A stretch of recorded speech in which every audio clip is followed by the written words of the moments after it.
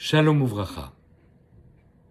Ce jeudi soir, nous rentrerons dans le 7 Adar, Yom HaLimoud, le jour anniversaire de la disparition de Moshe Rabbeinu, notre maître à tous, à l'âge de 120 ans. C'est un jour particulier que l'on doit consacrer spécialement à l'étude, à la réflexion, en essayant de se rappeler de toutes les qualités de notre maître pour s'en inspirer. Et il se trouve qu'à propos de cette date, j'ai un souvenir particulier que je voudrais partager avec vous. Rappelons-nous, il y a exactement 36 ans, le 1er janvier 1988, le grand rabbin Yosef Chaim Sitruk a été intronisé comme grand rabbin de France, mission qu'il a assurée pendant 3 mandats, 21 ans. Après 13 années passées dans la communauté de Marseille, où il a su réveiller et réanimer et réactiver cette population juive de 80 000 âmes qui n'attendaient que ça. Et lorsqu'il a pris ses fonctions, il a commencé à prendre ses repères, à visiter les différentes communautés, et il se trouve que le 7 Adar, à la fin du mois de février 1988, il y a 36 ans maintenant, nous étions avec des amis à la synagogue de la rue Cadet, en train d'écouter le cours du Rav Frankforter, qui nous parlait bien entendu de cette date extrêmement particulière. Et à un moment, nous avons eu la surprise de voir rentrer dans la salle, alors qu'il n'était pas annoncé, le Rav Sitruk, qui a été accueilli comme il se doit, et à qui le Rav Frankforter a proposé de prendre la parole. Et comme la semaine d'avant, quelques jours auparavant, nous avions lu la Parashat Teruma que nous allons lire ce Shabbat, le Rav Sitruk a dit les mots suivants. Dans la Parashat Teruma, nous avons toutes les instructions pour la construction du Mishkan, du tabernacle. On nous décrit avec menu détail les différents ustensiles, l'arche sainte, la menorah, la table, tous les ustensiles du Mishkan, et y compris la structure, naturellement, qui était composée par des grandes planches qui faisaient 5 mètres de haut chacune, 75 cm de large. Et comme chacun des 2 murs latéraux avait 20 planches, ça veut dire 15 mètres de longueur. Alors, pour pouvoir assurer la cohésion de ces planches, il y avait des traverses qui faisaient une partie du chemin, mais il y avait en plus, au milieu, une traverse centrale qui faisait tout le périmètre et qui assurait la solidité et l'intégrité de la structure. Alors, décrivant ces poutres, le Rav Sitruk a dit, comme nous le dit la Torah, Ve'asita, Atse Shittim Krashim, des poutres qui sont faites avec ce bois d'acacias, Shittim. Et le mot Shittim ressemble au mot Shita, qui veut dire opinion, manière de se comporter. Chacun sa Shita, chacun sa méthode, chacun sa manière d'être juif, à condition qu'il y ait un dénominateur commun. Et la Torah nous dit, Atse Shittim Obdim, chaque poutre est dirigée du bas vers le haut, vers Akadosh Baruch Hu, de manière verticale, en n'ayant la conviction, à juste titre, de servir Dieu, puisque c'est l'Eshem Shamayim, puisque tout est orienté vers lui. C'est vrai que peuvent coexister, l'une à côté de l'autre, ces différentes façons de servir Dieu, mais à une condition, c'est qu'il y ait cette traverse centrale qui les réunit toutes pour en assurer la cohésion et la solidité.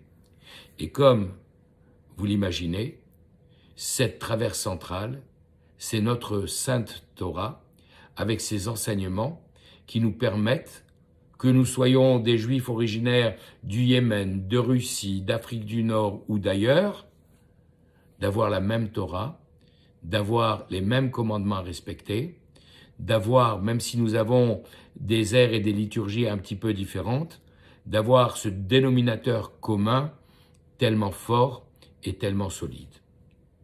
Alors, puisque nous avons commencé à parler de cette traverse centrale, je voudrais consacrer notre réflexion à ce sujet, pour vous rapporter les paroles du Saint Zohar qui nous dit que Rabbi Shimon Bar Yochai disait que cette traverse centrale, c'était Yaakov Avinu qui était entier, intègre, saint. Ce qui veut dire que lui, qui a eu une descendance sans défaut, puisque Abraham avait eu Yitzhak, mais aussi Ishmaël. Yitzhak avait eu Yaakov, mais aussi Esav.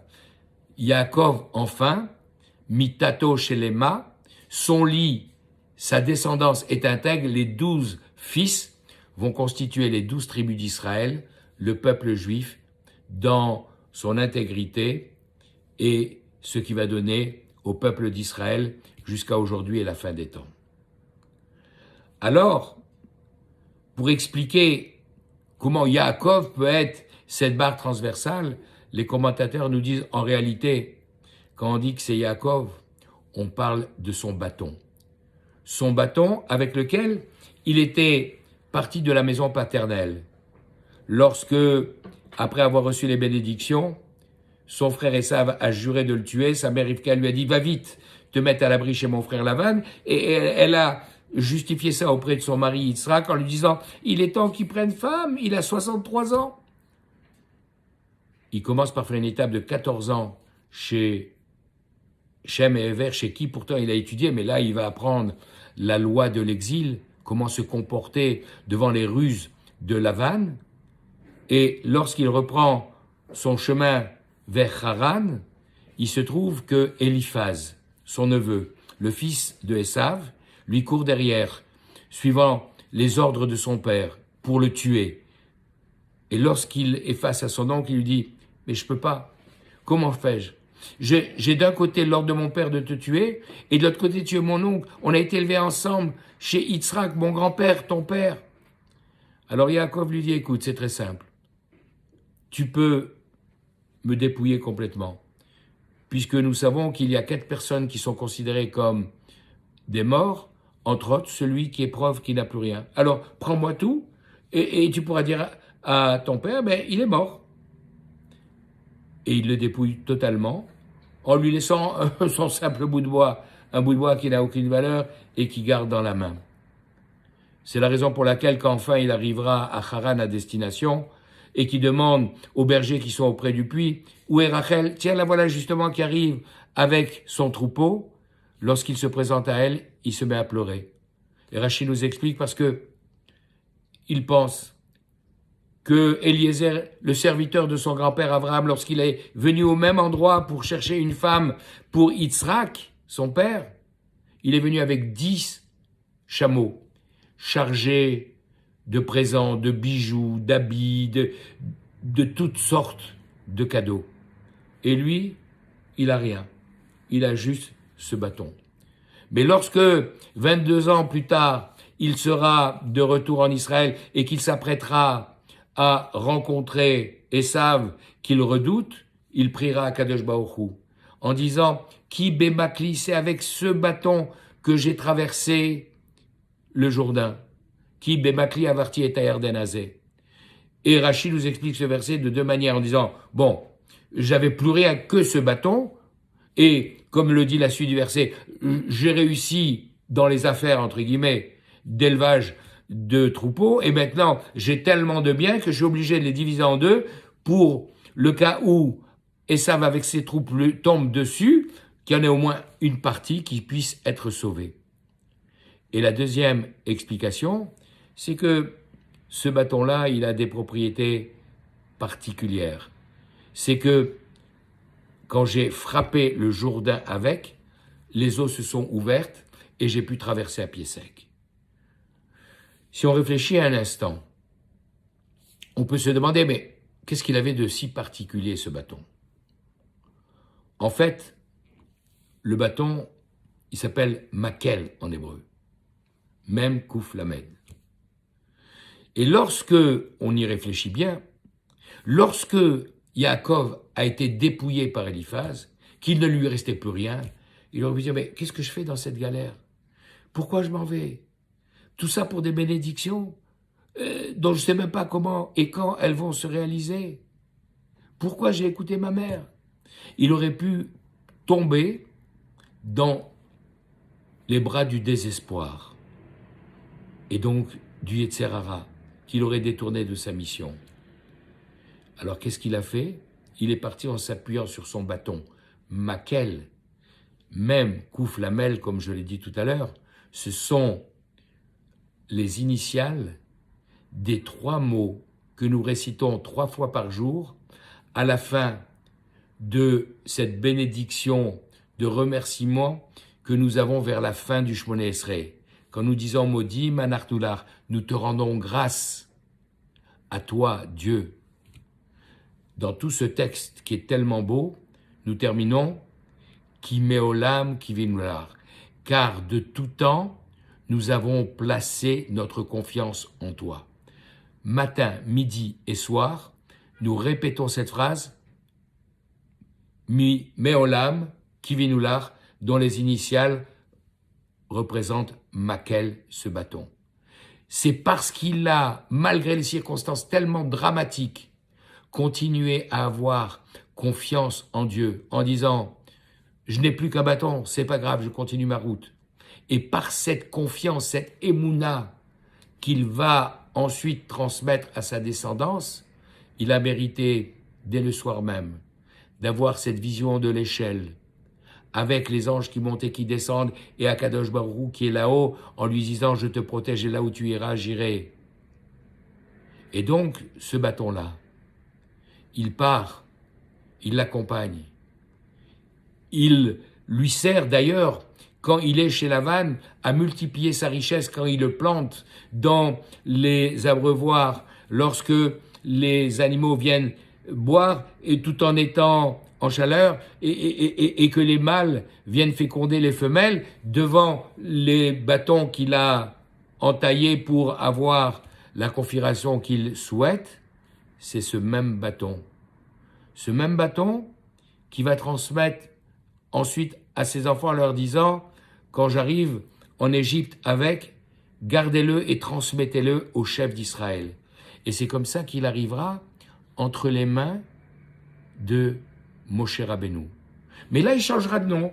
Curieusement, il s'appellera Maté. Le Maté, dont on a parlé il y a 1 mois et demi dans la paracha de Shemot, vous pouvez retrouver la vidéo. Le Maté qu'avait Moshe Rabbeinu.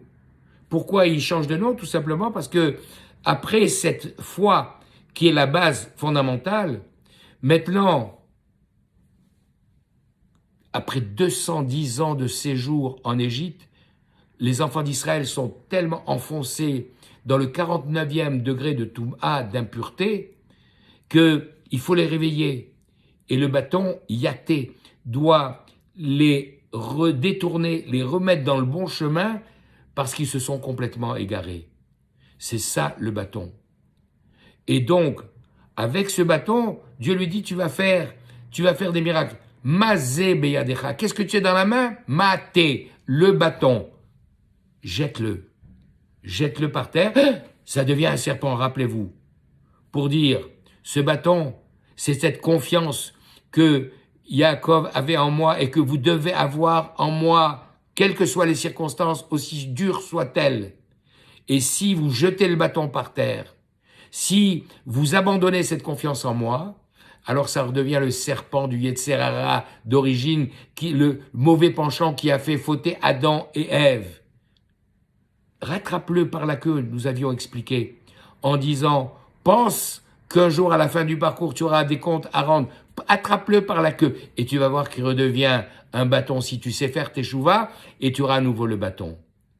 Ce bâton, Moshe là, et c'est ce bâton-là qui va servir le moment venu, comme dit dans la paracha, à la construction du Mishkan et à le mettre ici dans la structure. Mais c'est une structure provisoire, puisque lorsque les enfants d'Israël seront installés sur la terre d'Israël, David Amelech essaiera, mais c'est son fils Shlomo qui y réussira, à construire le temple.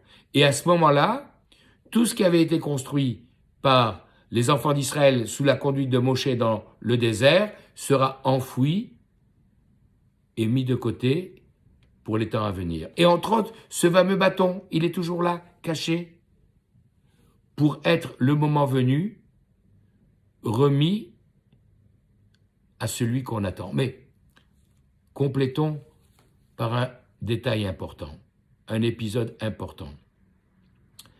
Nous savons tous qu'avant de devenir roi, David Amelech a eu à affronter Goliath, qui était un géant colossal qui venait pendant 40 jours, nous dit le texte, matin et soir, blasphémer Dieu et insulter les armées d'Israël, en leur disant, qui est-ce qui ose venir se battre contre moi? Et imaginez devant ce colosse, tout le monde en train de trembler. Et la Gemara d'ailleurs nous explique que s'il venait matin et soir pendant 40 jours, c'était pour nous empêcher de réciter Shema Israël, Hashem Elokeinu, Hashem Echad. Écoute Israël, l'Éternel notre Dieu, l'Éternel est un. Essayez de nous détourner de la foi en Dieu, de la confiance en Dieu. Et alors que personne n'ose se battre contre lui, il y a David qui arrive, lui le petit berger qui est venu apporter des provisions à ses frères qui sont là parmi les combattants. Et quand il l'entend blasphémer, il dit, mais c'est insupportable. Comment on peut supporter que quelqu'un blasphème Dieu et blasphème Israël? Israël qui est d'ailleurs le seul nom de peuple, le seul nom de pays qui dans son nom a le nom de Dieu. Quand on insulte un juif, quand on insulte Israël, quand on dit du mal d'Israël, en fait, Kaviachol, à Dieu ne plaise, c'est comme si c'est à la face du Tout-Puissant que l'on crache. À bon entendeur, salut. Alors, David Amelech, il ramasse 5 pierres. Il les choisit, vous savez tout pourquoi, parce qu'il va les utiliser dans sa fronde. Mais le texte nous dit, il prend ces 5 pierres et il les met dans sa besace, et dans sa main, il arrive avec un bâton. Et Goliath lui dit, non, mais tu m'as pris pour un chien, pour venir te battre avec moi, avec un bâton et des pierres? En fait, le bâton, c'est le bâton de Yaakov, qui est passé en Égypte, qui est venu chez Moshe Rabbeinu, qui a servi dans la structure du Mishkan. Il est là pour montrer que eux et les Barechev et les Bassoussim, ceux-là ils viennent avec des chars, ils viennent avec des chevaux, va anachnu, mais nous, Beshem Hashem, nous venons avec le nom de Dieu. Et il est venu. Mais attends, pourquoi il a pris 5 pierres? Il a pris 5 pierres pour réciter les 5 mots. Shema Israël, Hashem Elokeinu, Hashem. Écoute, Israël, l'Éternel, notre Dieu, l'Éternel. Et il manque un mot, le 6e mot. C'est pour ça qu'il les a mis toutes les 5 dans sa besace, pour dire je les réunis et je fais Echad. Il a empêché mes frères de réciter le schéma pendant 40 jours et 40 nuits. Moi, je viens avec ce symbole leur montrer que notre foi est toujours intacte. Et grâce à ces pierres, et grâce à sa confiance en Dieu, il a réussi à vaincre Goliath. Et ce bâton, après la construction du Beth Amikdash, comme on l'a évoqué tout à l'heure, par Shlomo Amelech, il a été caché et il sera réservé pour être remis par Akadosh Baruch Hu lui-même entre les mains du Mashiach. Et c'est avec ce bâton, qui est le symbole de la confiance en Dieu, de la Emouna et de la Torah, que le Mashiach punira tous ceux qui, tout au long de l'histoire, nous ont fait souffrir. On fait des pogroms, on fait la Shoah, on fait le 7 octobre, on fait toutes ces insultes à l'ONU, à l'UNRWA, à tout ce que vous voulez. Tout ça est noté. Et le bâton dont on a parlé tout au long de cet entretien et qui sera évoqué dans la paracha, c'est celui qui servira au libérateur que nous attendons pour nous apporter la délivrance. Que ce soit rapidement et de nos jours. Amen. Shabbat Shalom et bon Yom Alimoud.